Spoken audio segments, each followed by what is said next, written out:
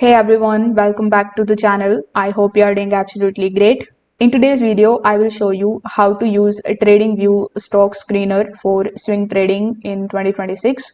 So currently on TradingView Premium, a Black Friday sale is going on in which you are going to get all of the TradingView subscriptions at 80% discount. Plus you will get 1 month additional.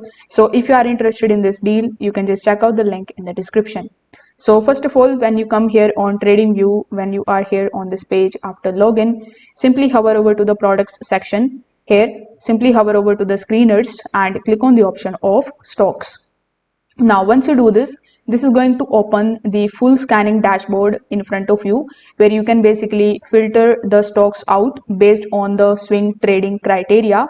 Over here, you can just simply start looking for the higher time frame options like the 4-hour time frame or the daily time frame you can use. Since swing traders rely on the multi-day movement, you can just try switching between these two time frames and see if there is any stock that is basically grabbing your attention. Then you just have to open the filters tabs that are available here on the top.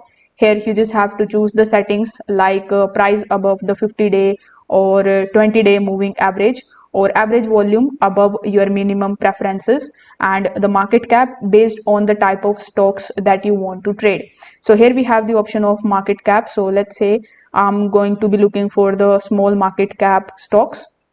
So as I have applied this particular filter, it has updated this particular list, and now I can look at the data, and then if I can see if there is any stock that is basically grabbing my attention.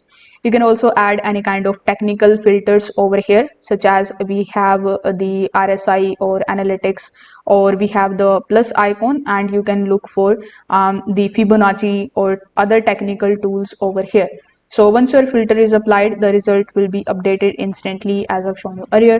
So you can click on any of the ticker to load its chart and confirm the trend and the support levels or the breakout structure. So you can also save your screener so that you can run the same setup every single day without rebuilding the filters.